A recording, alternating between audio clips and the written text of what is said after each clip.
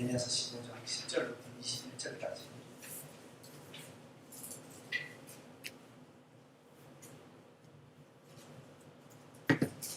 본문이 좀 긴데,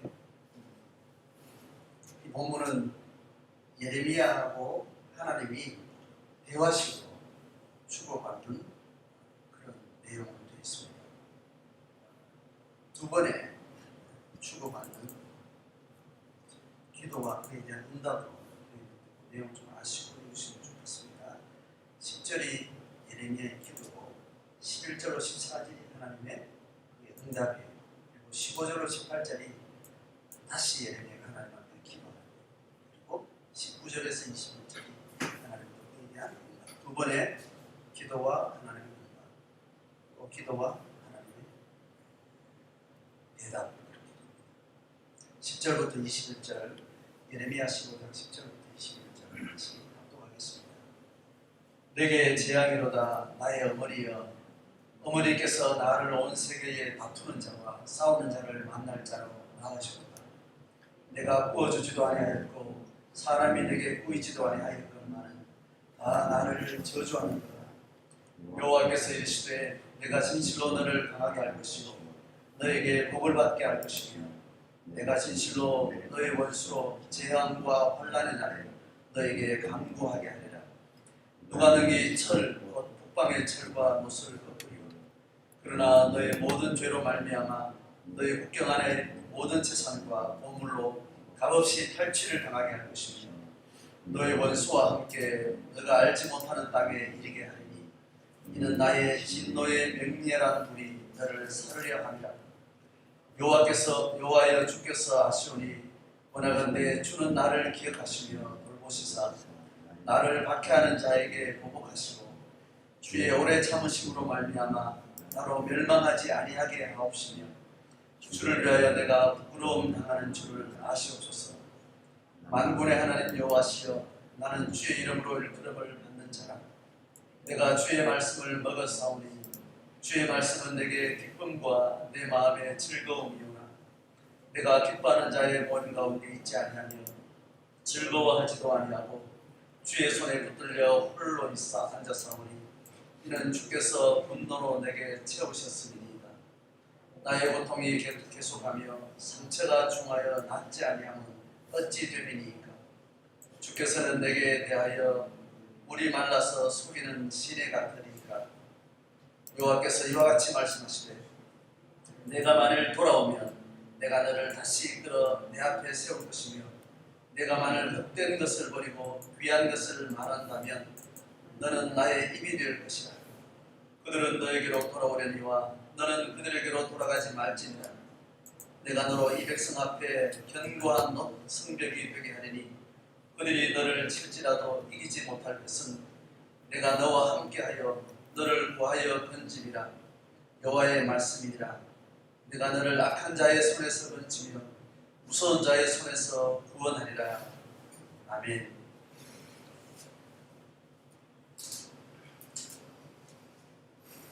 지난주까지 예레미야 14장을 봤습니다.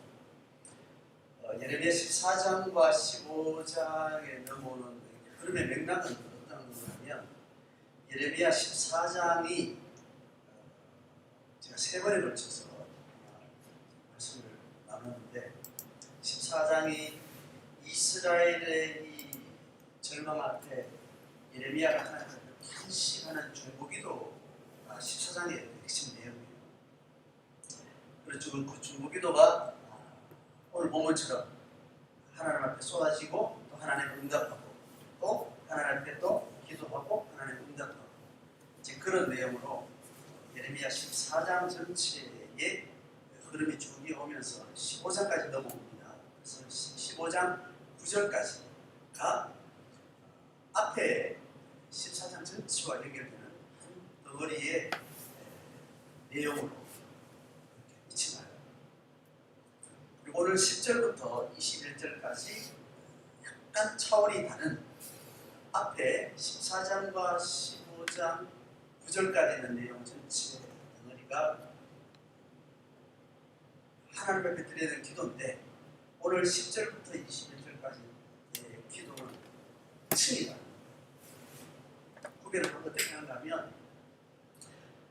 14장부터 14장 1절부터 15장 9절까지 앞에 있는 이 기도의 내용은 예레미야의 공의적 기도를 이야기해요. 자, 공의적 중보. 하나님의 경륜을 이해하고 나서 하나님의 뜻을 마음에 새기고 나서 이스라엘 백성들에게 하나님의 심정에 온전히 충실해서 이스라엘 백성들의 영적인 목적을 향해서 하나님 앞에 탄원하는 기도 앞에 내용이에요. 그래서 그 탄원의 기도는 제가 설교할 때 중보기도의 아주 전형적인 내용을 이야기했습니다.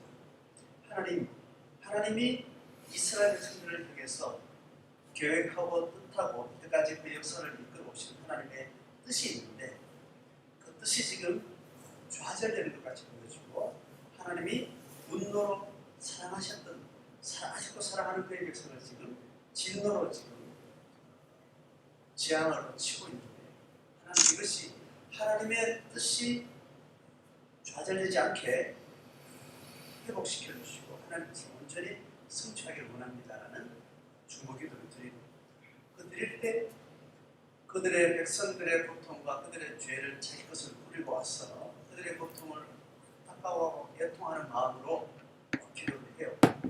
또 그 기도의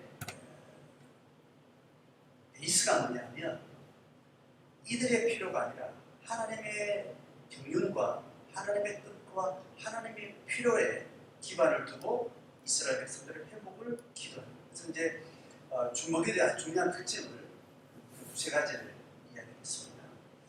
중보기도 하는 그 타자들의 고통, 그리고 그들의 죄를 내거로 끌어와서 내가 그들과 함께하는 동질하는 그런 심리 상태를 가지고 회개도 내가 우리의 죄라고 이야기하고 그럼 나의 죄라고 이야기하고 그래서 그 긴 시간에 의해서 그리고 그 엄청난 공동체 전체 모든 남유다 공동체 전체를 이것으로 가져와서 내 개인의 1인칭으로 하나님 앞에 구하는 거죠. 그리고 두 번째는 그 회복의 이유가 이들이 불쌍하고 이들이 고통당하는 이 면보다는 하나님의 아픔이 있지 않느냐, 하나님의 뜻이 여기 있지 않느냐. 그래서 하나님과 맺었던 첫 언약을 가지고 와서 이 회복의 기도를 하는 거죠. 자, 그렇게 기도를 드리면 하나님이 여전히 이들을 재앙으로 멸해야 되는 그 이유를 명확하게 또 설명합니다. 그러니까 그 기도에 하나님이 거절하는, 그러니까 그렇게 원하지만 뜻은 알겠지만 내 계획은 이거다 라고 결론을 지고, 그러니까 앞에 공적 기도가 하나님 앞에 노로 온다는 거죠. 자, 그렇게 해서 하나님의 뜻과 계획이 다시 선명하게 정리가 된 겁니다. 자, 그렇게 하고 나서 오늘 10절부터 오늘 있는 이 21절까지 내용은 공적인 기도라기보다는 아주 사적인 탄식의 기도, 공적인 중보기도, 그 기도하고 다른 사적인 개인 심정에 집중하고 있는 탄식입니다. 그래서 앞에 중보기도는 예레미야의 영적 통찰과 지성과 의지가 베이스를 가지고 있다면, 지금 오늘 읽은 15장 10절부터 20절까지는 그의 정서에 아주 몰입한 거죠. 정서와 심정에 정직한 마음을 드러내었습니다. 자, 우리 오늘 이 두 층의 예레미야 기도를 보면서 하나님 앞에 서는 성도가 하나님을 상대해서 주어진 삶의 소명의 길을 걸어가면서 이 기도에 이 두 층위가 있다는 것을 다시 한번 주목을 하면 좋겠습니다. 여러분, 다윗의 기도도 다윗의 생애가 선지자적인 삶은 아니죠. 그는 왕이었고 한 개인으로서 그의 왕적 직임은 공적인 삶을 살긴 했지만, 그는 그는 철저하게 사적인 능력하는 하나님과 그 개인이 골반에서 씨름하는 평생의 그 흐름이 10년 아주 적나라하게 아주 깊게 디테일하게 묘사가 되어 있어서 탄식의 기도는 전형적으로 다윗의 생애를 통해서 시편을 통해서 우리에게 소리가 됩니다. 그래서 오늘 예레미야의 이 탄식시는 다윗의 탄식시와 맥락을 같이 하는 거죠. 성경 전체적으로 신학적으로 기도라는 것은 어떻게 하나님 앞에 드려질 수 있는가를 통해서 보는 거죠. 자, 그래서 일반적으로 우리가 기도하는 많은 기도들은 기도한다, 중보한다는 뜻 14장에 걸쳐서 예레미야가 가지고 있는 하나님의 계시에 대한 통찰, 그리고 하나님의 기조세계에 하나님께서 구원을 베풀기를 원하는 이 잃어버린 영혼들을 향해서 성령 주신 마음으로 기도하는 지성과 의지에 기반을 하고 영적 통찰을 충만히 품고 있는 그런 기도가 됩니다. 근데 오늘 이 본문은 그런 기도에도 불구하고 그 응답이 좌절을 끼치는 겁니다.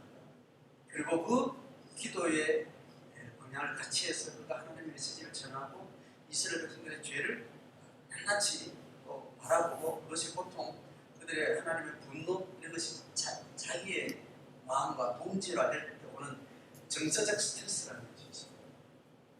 그리고 한 영혼을 주목해서 이렇게 공감을 가지고 들어가면 그가 겪는 고통과 아픔과 분노가 고스란히 내한테 이렇게 전이가 돼서 그것을 내가 느끼는 거예요.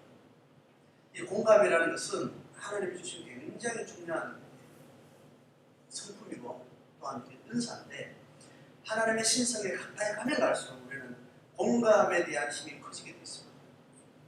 왜냐하면 하나님은 모든 인격체, 모든 피조물을 타자로 두었지만 시간과 공간을 두고 있는 존재로 두고 있지만 존재론적으로 근본적인 영적인 실존에서는 하나님의 한 몸이고 하나님 한 호흡이고 하나님 한 생명으로 존재하는 겁니다. 하나님의 형상으로 지음받은 인간과 모든 피조 세계는 하나님이 우리를 한 마음으로 품는 것 같은 동질한 하나님의 마음으로 되는 같은 생명의 연대 속에 있는 겁니다. 그래서 하나님의 성품에 가까이 가고 하나님의 생명에 훨씬 활력을 얻게 되면 우리는 굉장한 깊은 공감에 대한 감수성, 그런 능력, 그런 은사를 받게 됩니다. 그래서 일반적 영역 안에서도 인간은 감각이라는 게 있죠. 촉각, 후각, 인간의 여러 감각, 이런 물리적 감각도 공간입니다. 바닥이 매끈하구나. 매끈한 바닥을 만지면 촉감으로 매끈함을 내가 느끼게 됩니다. 거친 바닥을 건드리면 촉을 통해서 거치구나라는 게 내가 느끼게 이게 다 공간입니다. 이게 물리적인 공간이죠. 냄새도 마찬가지, 맛도 마찬가지. 인간이 가지고 있는 모든 감각은 다 공감의 패턴입니다. 자, 그러다가 이 물리적인 접촉으로 물리적인 향기나 시각으로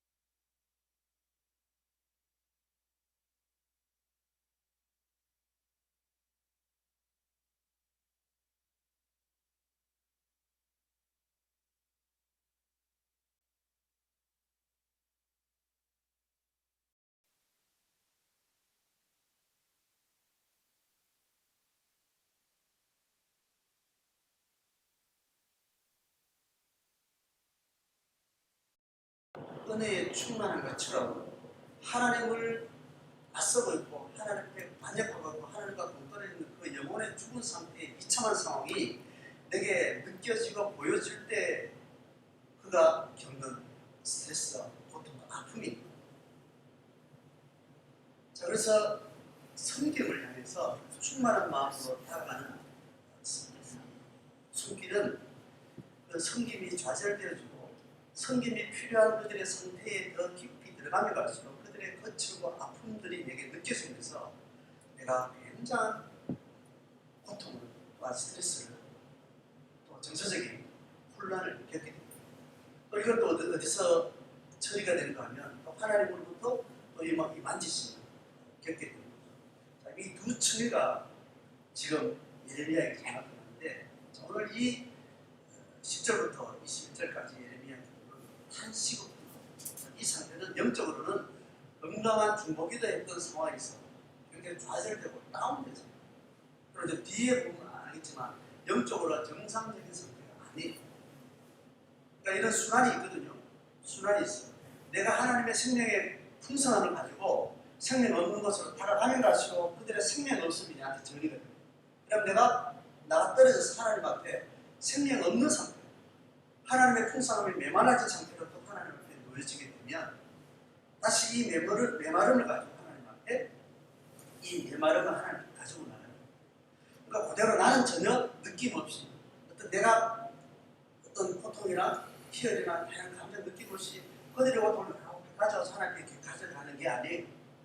중보의 인격체는 하나님의 풍성함을 안고 그들에게 다가가지만 그것이 하나님 앞에 그들의 고통이, 그들의 좌절이, 그들의 아픔이 하나님 앞에 치유되어 가는 과정에는 그들이 겪는 고통을 내가 몸으로 겪으면서 고통의 체질에 짐진 것을 가지고 또 하나님 앞에 가서 풀어내는 이 과정을 왔다 갔다 하는 과정을 통해서 하나님의 은혜가 이쪽으로 계속 가게 되고 그들의 고통과 그들의 좌절은 점점 하나님 앞에 받아들여지는 과정에 여기서 중보자의 고난이 있고 중보자의 고뇌가 있고 중보자의 사역의 메커니즘이 형성됩니다.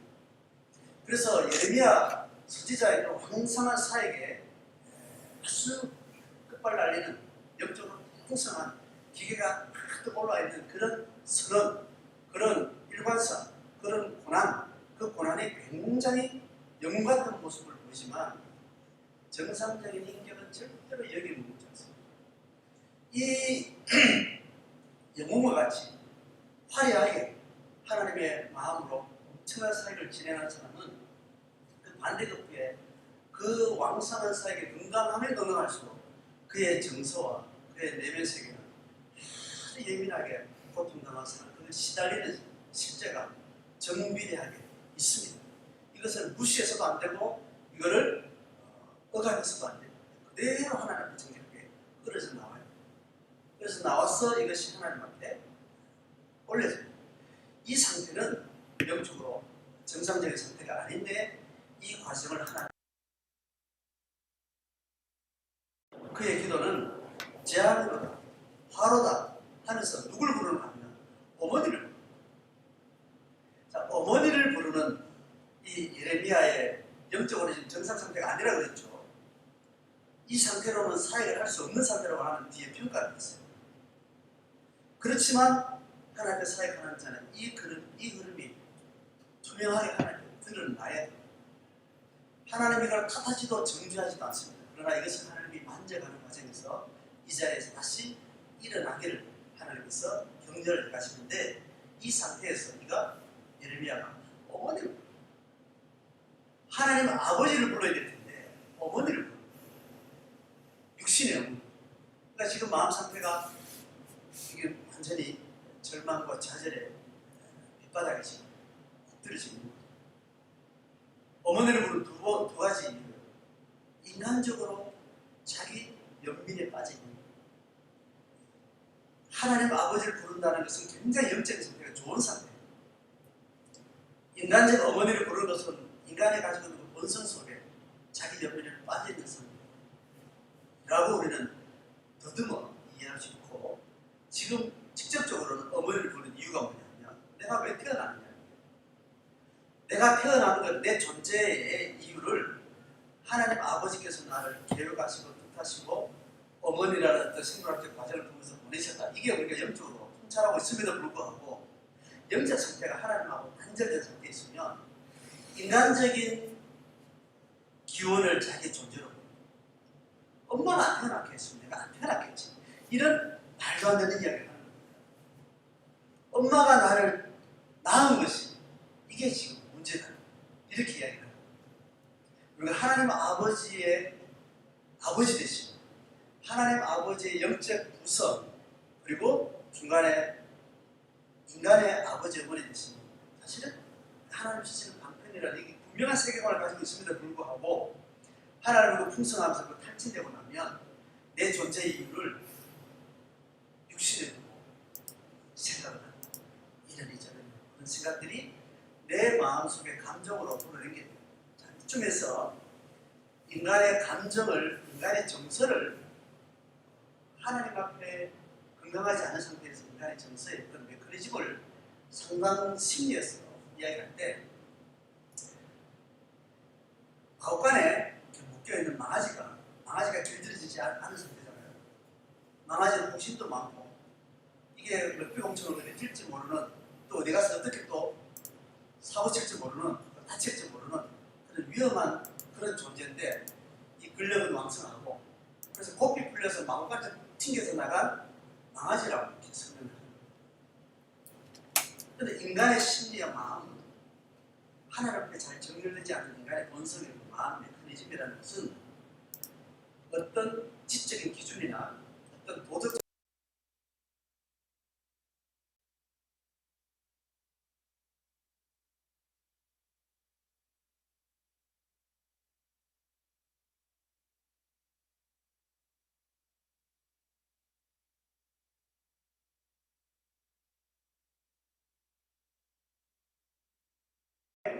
부들리거나 쓰러지거나 돌아오게 있습니다.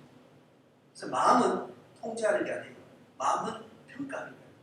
마음은 관리하는 게 아니고 마음은 인위적으로 되는 거예요. 마음 갈 길을 잘 이끌어야 돼요. 잘 도와줘야 돼요. 자, 그런 의미에서 지금 어머니를 보면서 탄식의 마음들이 쏟아져 나오는 거예요. 우리가 기본적으로 하나님을 믿는 신앙 고백의 세계관에서 보면 이상한 그럴 수 없을 것 같은 그런 모습으로 드러납니다. 그런데 이 부분이 한국 사회에 선비 문화가 있고 체면 문화가 있고 또 나름대로 세계관의 윤리관의 어떤 정리가 잘 된 이런 문화 속에 자란 우리들은 마음이 돌아다니는 것이 굉장히 부끄럽고 수치고 억압을 하게 됩니다. 그 마음을 숨겨요. 부끄러운 마음을 숨겨요. 그래서 겉으로 드러난 언어와 행위와 다른 사람 시각에 주일에 맞는 모습으로 자기를 계속 포장을 하게 됩니다.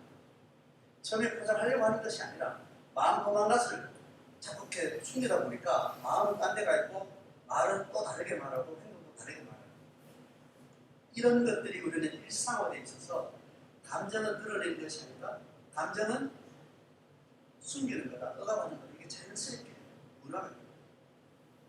그래서 우리는 자기 인격과 자기 삶의 내용을 어떤 언어와 행동과 실제적인 모습을 가지고 만들어갑니다. 그런 형태가 되다 보니까 그 마음 관리를 잘못하고 마음 수련을 잘 못하게 되면서 굉장히 이중인격적인 그런 모습이 개인과 문화에 계속 자리 잡습니다.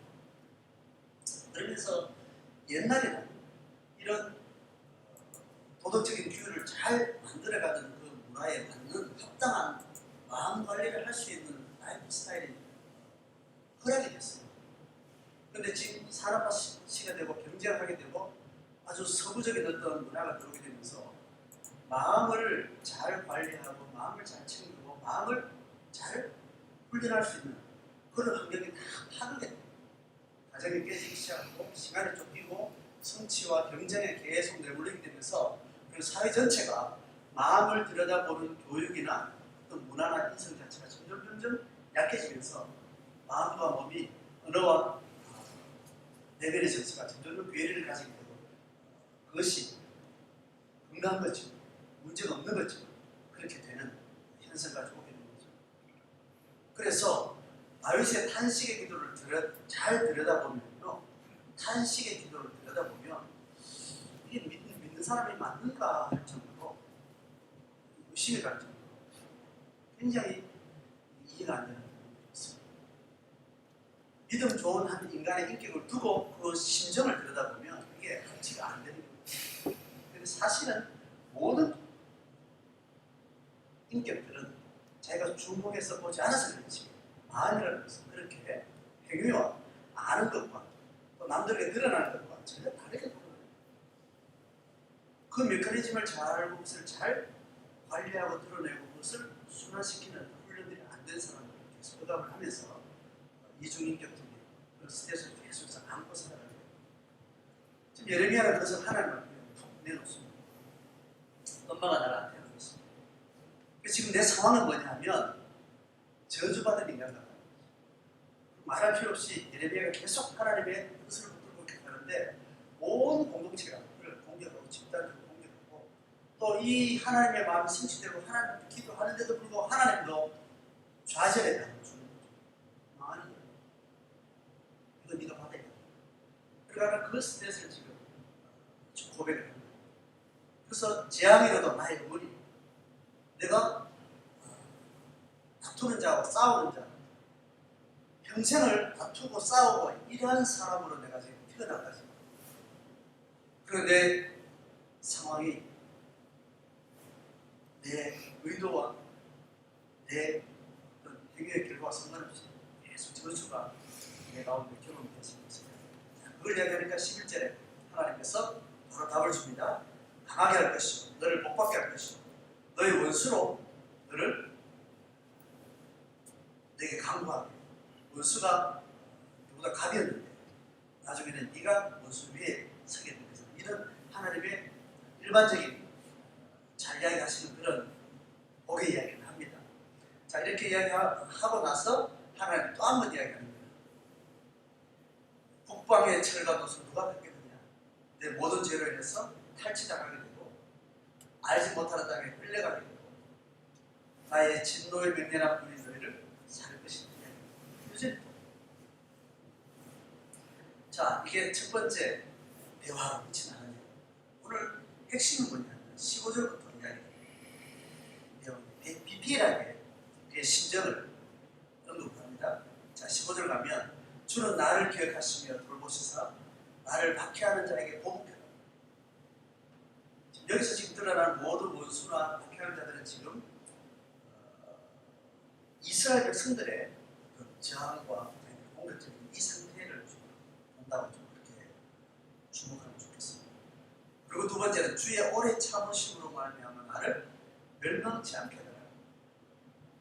하나님 나를 기억해서 돌봐달라는 거죠. 지금 어느 상태까지 가는가 하면 하나님 앞에 버림받았고 하나님이 기억을 하지 않는 하나님 나를 생각하지 않는 상태에 와 있다고 생각할 만큼 마음이 지금 수력이 지금 빠져있는 하나님 나를 기억해 주세요. 힘든데 하나님이 하고 있다. 나와 함께 하고 이걸 보고 계시다. 이렇게 느끼는 게 아니에요. 힘든 상태가 계속 지속하면서 전체적으로 다운되니까 하나님이 나를 버린 것처럼 잊어버린 것처럼 그렇게 느끼는 거예요. 그리고 이게 너무 오래 굉장히 오래돼서 인내가 필요한 오래 참으심으로 말미암아 이 멸망을 끝까지 가지 않도록 해달라. 그리고 내가 지금 수치심으로 자존감이 철저하게 바닥을 칠 때 느끼는 감정이 두려움 이런 것은 나중에 예측될 그 사건과 상황에 대한 이전에 자기 존재에 대한 인식이 문제 생겼는데 수치심 자기 자존감이 완전히 바닥에 떨어지는 거예요. 그 감정을 이렇게 그대로 이야기합니다. 자 16절에 다시 신앙 고백적으로 이야기합니다. 나는 주의 이름으로 일컬음을 받는 자인데 주의 말씀을 내가 먹었고 주의 말씀은 내게 기쁨과 내 마음의 즐거움이었다.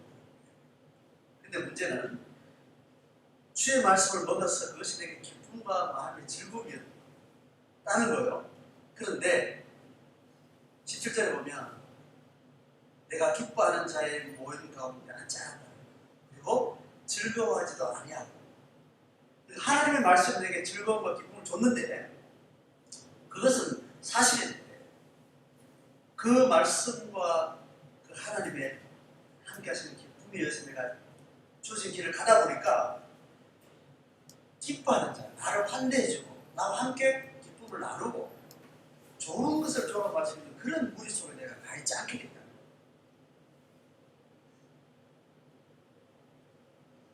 즐거워하지도 않아요. 이 즐거움과 기뻐한다는 것은 인간들과 함께 경험하는 수위에서 어떤 즐거움과 기쁨이 영적인 것이 됐든지 그냥 인격적인 것이 됐든지 그 인간들과 함께 누리는 즐거움과 기쁨 없이 지금 우리가 살고 있다는 거예요. 계속해서 주의 손에 붙들려서 홀로 앉았다. 신앙을 정상적으로 하나님과 경험하고 나면 또 하나님을 기쁨으로 온전히 내가 받아들이고 그 기쁨이 나를 떠미는 대로 보죠. 소명을 따라서 은혜의 섬김을 따라서 하나님의 뜻을 따라서 내가 잘 걸어가게 될 때 철저하게 우리는 하나님 앞에 고독한 1대1 하나님의 1대1 관계 속에 점점 깊어 들어가는 것입니다. 많은 사람에게 들어가서 많은 사람을 섬기고 그들을 세워가고 뭐 그런 상황에서 그들이 나를 공격하거나 나를 적대하거나 이런 상황이 아니어도 사람 속에 들어가서 섬긴다는 것이 그 동기가 되었던 하나님과 함께하는 그 기쁨과 그 단맛을 알게 된 사람은 사람들과 함께해서 결국 외로움이라는 것이 생깁니다. 그것은 어떤 절대적인 외로움이 아니라 상대적인 외로움. 하나님과 점점 깊어가는 그 달콤함과 그 인격적인 깊이에 비하면 사람들과 관계하는 우리는 고독해져. 그것이 정상입니다. 그래서 하나님과 만나는 1대1 관계 속에서 없는 인격의 내면의 그 기둥이 사람들과 풍성해질 때 그것이 거기서 세워져요. 그렇게 해야 사람과 관계는 좋은 일도 있지만 나쁜 일도 있고 호감도 있지만 비호감도 있고 이런 것들은 상황에 따라서 생기는 거예요. 하나님의 일을 향해서 걸어가다 보면 신앙으로 살다 보면 사람을 통해서 위로도 받지만 사람을 통해서 상처도 받고 이런 변화무쌍한 상황이 거예요. 근데 여기서 즐겁다고 즐거워하고 여기서 고독하다고 고독하고 이렇게 하는 것이 신앙의 길은 아니기 때문에 하나님과 점점 걸어갈 때 주의 손에 붙들려서 홀로 있다는 거예요. 그 홀로 있으면서 하나님이 주신 즐거움과 기쁨의 맛을 계속해서 삶으로 자기 믿음의 길을 제자의 길을 걸어가게 되는 겁니다. 자, 그런데 예레미야의 경우에는 특별하게 예레미야의 경우는 그렇게 하나님과 깊은 홀로의 골반을 가지고 살아가면서 가는데 그 홀로가 유독 하나님이 그가 섬기는 현장에서 그의 사는 삶을 생각해 보면 하나님의 분노가 쏟아지는 어떤 그런 영역 안에 그가 들어있기 때문에 그도 홀로 있으면서 하나님의 진노가 임하는 그들의 저항과 죄성이 더 드러나고 하나님을 배반하는 그들의 무서운 죄가 더 가까이 보여지고 그러니까 더 고독하고 어려워졌다는 이 상황을 설명하는 겁니다. 그런 영적인 메커니즘이 있을 때 지금 위에서 말했다시피 정서적으로 굉장히 탈진에 빠져들게 되는 거예요. 그래서 이 탈진의 과정을 우리는 잘 다뤄야 됩니다. 정직하게 드러내야 됩니다. 감정은 누가 내보고 평가하거나 자격 여부를 이야기하거나 어떤 정죄를 할 수 있는 그런 데이터가 절대로 아닙니다. 감정의 우울감이나 감정의 부정적 것들 그 자체가 다 선하다 나쁘다 할 수 있는 것이 아닌 거예요. 문제는 그가 어떤 맥락 속에 그의 삶을 이끌고 와 있고 어떤 고백 속에 그가 살아왔느냐의 기준에 의해서 그 감정은 다뤄져야 되는 부분. 자, 그런 영적인 맥락 가운데 그는 이런 처참한 심리 상태에 와 있다는 것을 이야기를 합니다. 자, 그래서 18절에 나의 고통이 계속하며 상처가 중하여 낫지 아니하는 상황까지 정서적으로 좀 계속 그렇다는 겁니다. 어떤 느낌이 드는가 하면 18절 하반절에 주께서는 내게 대하여 물이 말라서 속이는 신의 같으시리까 이렇게 이야기해요. 자, 이게 무슨 비유인가 하면 시내가 이렇게 있는데 물이 있을 것 같아서 막 내려갔는데 물이 없는 거예요. 그 배반감을 이야기하는 거예요. 하나님은 목마를 때 죽여주시고 부유한 그 샘물 같은 그런 하나님이었는데 물 없는 건천처럼 하나님 나를 속이고 버림받겠다는 거예요. 그러니까 하나님의 풍성함 때문에 내가 이 길을 걸어갔는데 가다 보니까 하나님 은혜가 점점 메말라지고 하나님께 버림받은 것 같은 그런 심리 상태를 내몰린 이 상태를 해요. 자, 이 메커니즘을 우리가 이해할 때 그 감정을 가지고 하나님 앞에 나아가되 지적으로는 의지적으로는 하나님을 부인하거나 하나님을 오해하거나 그런 건 전혀 아닙니다. 정서가 그렇다는 거예요. 정서가 내 마음이 그렇게 돼요. 지적으로 하나님 앞에 고백이 분명하고 선명한 것이 변함이 없는데 정서가 이럴 수 있냐? 그럴 수 있어요. 정상적인 믿음의 삶을 걸어갈 때 그런 형태가 생긴다는 거예요. 사람의 인격은 그렇다는 거예요. 그걸 이해를 하고 우리는 그것을 헷갈리지 않아야 돼요. 내가 영적으로 정상적인 길을 밟아왔는가? 하나님과 홀로 있으면서 다른 사람의 기쁨과 다른 사람의 슬픔에 거기에 내 중심의 기준을 두지 않고 하나님과 나와 함께한 이 마음을 가지고 살아온 게 명확한지 이걸 이해하는 것, 그렇게 정상적으로 살면 심리 상태가 이렇게 다운된다는 거예요. 탈진하게 된다는 거예요. 그래서 이 탈진을 그대로 하나님 앞에 고백하는 거예요. 이렇게 정서를 하나님께서 만져주시는 겁니다. 내 정서를 내가 잘 돌봐주는 거예요. 내가 내 정서를 객관적으로 잘 이해하고 하나님 앞에 잘 가져가고 혹은 접어뒀다가 기다리든지 푹 썩을 때까지 기다리든지 또 하나님 앞에 드러낼 땐 드러내고 자기 정서의 상태를 쭉 잘 관찰하면서 언제쯤 바닥을 칠 건지 바닥을 치고 또 언제쯤 이것을 헤어나올 건지 하나님과 함께 어떨 때는 토로하고 어떨 때는 접어두고 어떨 때는 눌러놨다가 어떨 때는 또 끄집어내기도 하고 다양한 마음의 상태를 그렇게 하나님 앞에 가지고 가는 거죠. 여러분, 코로나 상황에 대해서 많은 사람들하고 교감을 많이 하면서 일상적으로 내 마음에 어떤 일상성을 가지고 있었던 수위가 있습니다. 사람을 만나는 주기, 사람을 만나는 성향 이런 것들이 결국 내 정서를 지배를 하거든요. 그러니까 내가 외로울 시간이 없는 거예요. 내 감정의 밑바닥을 들여다볼 수 있는 그런 시간들을 내가 의도했든 안 했든 주지 않는 겁니다. 그리고 계속 사람들 만나고 일에 쫓기고 이런 일을 하다 보면 그 감정과 정서가 어떤 바탕으로 흘러가는지 잘 모르고 그 감정은 내 무의식을 만들거든요.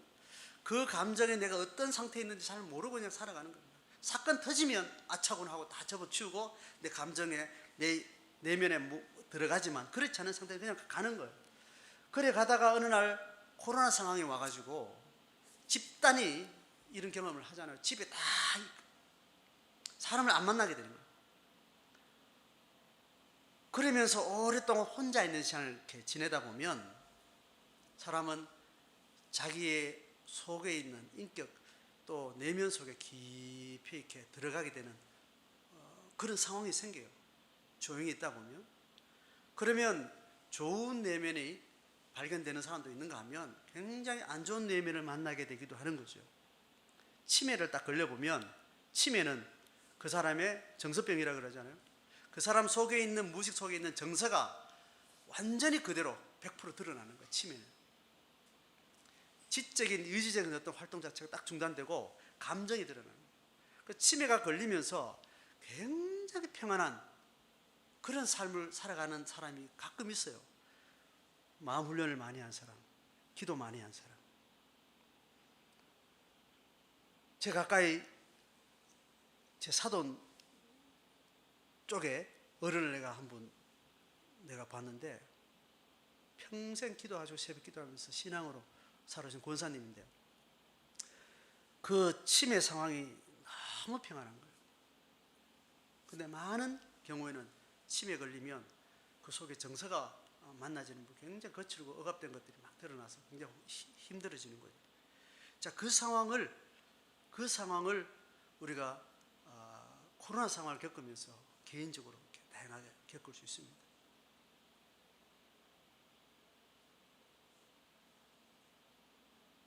제 개인도 그랬던 것 같아요. 개인도. 제가 2달 동안, 3달 동안 지금 집에 가서 뭐 특별한 일이 있지 않으면 우금리에 있으면서 지금 추위 때문에 관리하고 뭐 계속 이렇게 지내는 동안 참 좋은 시간도 많이 가지고 많은 또 책도 많이 읽고 뭐 준비도 많이 하고 목회적으로 또 다양한 것들도 많이 준비할 수 있는 시간도 되는데 한 흐름이 있더라고. 내 마음에 정서를 따라 쭉 흘러가는 제 집안에 제 어머니와 형제들과 관계 안에서 교회 성도들과 부딪혔던 관계 속에서 내 사역 속에서 좌절됐던 것들 또 사역 속에 일어났던 열정들 또 그런 희망들 다양한 정서들이 내 속에서 그냥 툭툭 만나 내가 이걸 생각해야지 저걸 생각해야지 그렇지 않았는데 긴 시간이 침묵 가운데 이렇게 들어가니까 뭐 열심히 일을 해요. 공부도 하고 책도 보고 전화 통화도 진방도 하고 이렇게 하는데 내 정서 속에 내 마음 저변에 흐르는 내 마음 흐름이 쭉 보여요. 일주일 동안 2주 동안 어떤 생각이 깊이 빠져들어갔다가 나오고 또 어떤 순간에는 또 다른 생각으로 다른 정서로 또 쭉 들어갔다 나오는데 야, 이 시간이 내가 하나님 앞에 기도하면서 혼자 기도하면서 내 내면에 들어가는 그거하고 또 다른 절대량이잖아요. 기도하는 건 앉아가지고 뭐 오랫동안 몇 시간 기도할 수 있지만 또 주기적으로 반복해서 기도의 흐름을 이어가지만 일상생활 속에 잠잠한 내 내면 속에 들어가는 것은 굉장히 긴 시간이 만나는 그 또 다른 내면들이 있는 거예요. 아, 성도들도 그렇겠구나. 성도들도 아, 이런 면이 있겠구나. 참 어려울 수도 있겠구나. 근데 그런 생각을 또 저도 하게 되면서 또 기도를 하게 되더라고요. 자, 오늘 예레미야가 지금 만나고 있는 하나님과 기도한다는 것은 어떤 강구라기보다는 하나님 앞에 탄식, 이건 입술로 담았다기보다는 마음으로 하나님 앞에 계속해서 내어놓는 그런 과정 같습니다. 자, 하나님은 이제 19절을 이제 정리를 해줍니다. 여호와께서 이와 같이 말씀하시되 네가 만일 돌아오면 내가 너를 다시 이끌어 내 앞에 세울 것이며. 지금 예레미야의 지금 이 본문 내용을 보면 예레미야가 어떤 방식으로 하는지 탈선하거나 도망가거나 지향을 그렇게 한 게 아니에요. 지금 감정의 상태가 그렇다는 걸 하나님 앞에 쭉 그냥 펼쳐 놓았는데 여기에 대해서 하나님이 괜찮다 뭐 이렇게 이야기를 뭐 이렇게 일반적으로 하듯이 우리가 하듯이 그렇게 하지 않습니다. 영적으로 이야기하는 것 같아요. 아주 영적으로 정확하게 이야기하는 것 같아요. 네가 돌아와야 된다. 정서가 씻겨져야 된다는 거예요. 그 정서가 가지고 있는 내 마음 상태는 다 털어져야 된다. 이 정서마저도 하나님께 돌아와야 네가 전인격이 또 새롭게 힘을 가지고 또 하나님 앞에 길을 걸어갈 수 있다 이렇게 이야기를 하는 겁니다. 여러분 가장 힘든 게 마음이 안 따라갈 때 가장 힘든 것 아닙니까? 좋은 명분도 좋은 의기도 좋고 좋은 어떤 동기가 아무리 있어도 가족 안에서 자녀를 향해서 또 신앙적인 어떤 그런 동기들이 아무리 있어도 그게 마음이 안 따라가 마음이 상해 있는 상태가 가장 고통스러운 거예요. 하나님이 네 마음도 돌아와야 된다. 마음 돌이켜라. 마음 돌아와야 된다. 돌아오면 내가 너를 다시 이끌어 내 앞에 세울 것이고. 자, 이 상태에서 헛된 것을 버리고 마음이 사로잡힌 상태가 헛된 것에 사로잡힌 겁니다. 자, 이제 하나님이 지금 여기서 정죄하는 것이 아닙니다. 그 마음이 가는 것이 객관적이고 그것을 정죄할 필요가 없지만 그 상태는 영적인 정확한 상태가 아니라는 걸 이야기하는 거예요. 정신 차려라. 부끄럽게 이야기하는 책망하는 이런 차원이 아니에요. 그렇구나 인정하고 공감하고 만져주는 과정인데 그 마음은 다시 돌아오게 돼 있고 돌아와야 된다는 거예요. 또 돌아올 수 있다는 거예요. 헛된 것을 버리고 귀한 것을 말한다면 정서가 씻겨진다면 너는 나의 입이 될 것이라. 하나님 앞에 세움을 받고 하나님의 인격을 하나님의 소명을 내가 전인격으로 드러낼 때 내 안에 거친 이 정서들이 다 씻겨져야 된다. 19절 하반절에 어떻게 이야기하는가 하면요. 그들은 너에게로 돌아오려니와 너는 그들에게 돌아가지 말자. 자, 이 표현은 지금 어떤가 하면 하나님하고 이스라엘 백성들하고 사이에 지금 이렇게 예레미야가 있는데 중보자는 이 사이에 있죠. 그런데 중보자는 본질적으로 하나님 편이지 이 편이 아니지 않습니까? 하나님 편에 서서 하나님의 계시를 드러내고 하나님의 사랑을 드러내고 그들의 죄를 끌어와서 하나님 앞에 처리해주고 이 과정인데 소속은 철저하게 하나님 소속이에요. 자, 그런데 지금 마음 상태는 어떠냐면 지금 마음이 하나님을 떠난 마음의 지금 정서가 지금 이방인들 혹은 하나님 앞에 죄 짓고 있는 그들의 낙담한 정서가 지금 그 속에 지금 물들어와 있는 거예요. 적어도 이 마음 상태는 네가 계속 끌려가면 그들에게 지금 끌려가게 됩니다. 그럼 다시 네가 이 마음을 회복하면 하나님께 돌아오게 되는데 지금 이 중간 상태에 있다는 걸 이야기하는 적어도 정서는. 그래서 하는 말이 그들은 너에게 돌아오려니와 와야 되지만 올지 모르지만 너는 그들에게 돌아가지는 않아야 된다는 거예요. 정서적인 부분만 이야기하는 겁니다. 그런 상태에 있다는 거예요. 자, 그렇게 돌아오라는 말이고 돌아오게 될 것이라는 말이고 정서가 회복되면 내 앞에 다시 세워져서 나의 입이 되고 계속 그 사명을 감당하게 될 것이라는 거예요. 자, 20절 보면 내가 너로 이 백성 앞에 견고한 노스로 만든 성벽, 청동으로 만든 성벽, 돌로 막 무너지는 그런 성벽이 아니라 견고한 성벽이 돼서 네가 이 사명을 계속 감당하게 될 것이라고 이야기를 합니다. 그러면 어떻게 되는가 하면 그들이 너를 칠지라도 너를 이기지 못한다는 거예요. 하나님 우리와 함께하는 그 상황을 그대로 표현합니다. 내가 너와 함께하여. 결국은 우리가 하나님이 섬기게 하신 삶의 영역 안으로 이렇게 들어가서 그 사명을 잘 이렇게 삶으로 감당하며 그 믿음의 길을 걸어갈 때 힘은 뭐예요? 결국 하나님 우리와 함께하는 거예요. 함께한다는 것은 우리의 지성과 우리의 의지를 하는 그 성령의 감동으로 붙드시지만 정서가 식혀지는 것, 감정이 식혀지는 것, 그 부분을 오늘 지금 다루는 전체적인 내용이죠. 하나님 우리와 함께한다.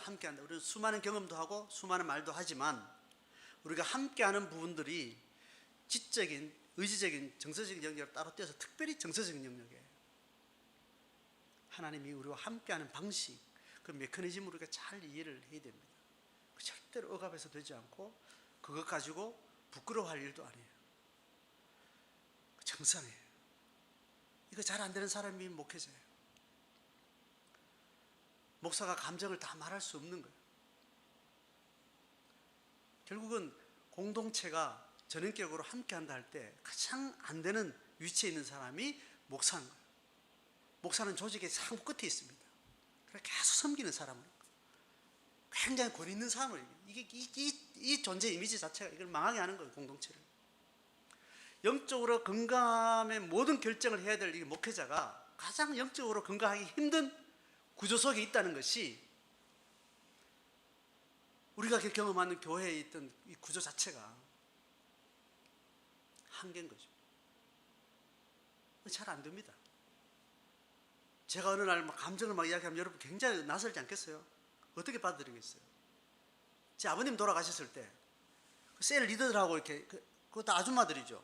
40대, 50대 정말 영적으로 참 늘 셀 리더들하고 나누고 교제하고 이렇게 했는데 제 아버님 돌아가실 때 제가 너무 슬프더라고요. 그 슬퍼서 막 그 우는 그 장례식 장례하는 그 산소가 이렇게 있는데 수많은 사람들이 왔지 않겠어요? 목회자니까. 근데 그 중에 우리 교구에 한 열 몇 명 되는 그 셀 리더들 중에 제가 그때 30대 중반이었으니까 그 다 40대 누님 같은 사람들이고 다 목회적으로 같이 시골골 다 나누던 사람입니다. 그 아줌마 무리를 이렇게 오는데 내가 엉엉 운 거예요. 뭐 친구들 와서 엉엉 울 수 있죠. 아버님 갑자기 돌아가셨으니까. 그 아줌마들이 놀래가지고 늘 근엄하고 늘 이렇게 위에서 사람처럼 막 하고 가르치고 뭐 지도하고 이러던 사람이 애처럼 막 울면서 자기들한테 이렇게 보이니까 당황스러워가지고 어찌할 줄 몰라가지고 아마 지금 예레미야가 이런 것처럼 목회자가 개인적으로 마음으로 이렇게 이런 마음으로 이렇게 이야기하면 성도들 굉장히 낯설 거예요. 우리가 거기에 너무 익숙해져 있는 거예요. 울지 못하고 내 마음에 이런 감정들 내놓지 못하고 이게 다 가부장적인 사회에 남성성들이 다 그렇게 감정은 다 콘크리트 되고 주목할 줄 모르고 드러낼 줄 모르고 또 그걸 마주한다는 것이 너무너무 어색한 문화들.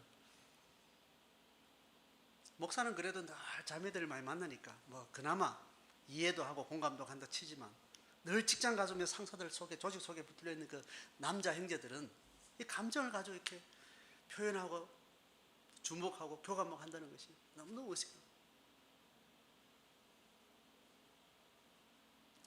오늘 예레미야의 기도의 상황을 통해서 우리가 하나님과 함께 나누는 기도라는 것이 정서적으로 상담 심리적으로 지금 주목하는 그 영역을 지금 다루고 있는 것 같습니다.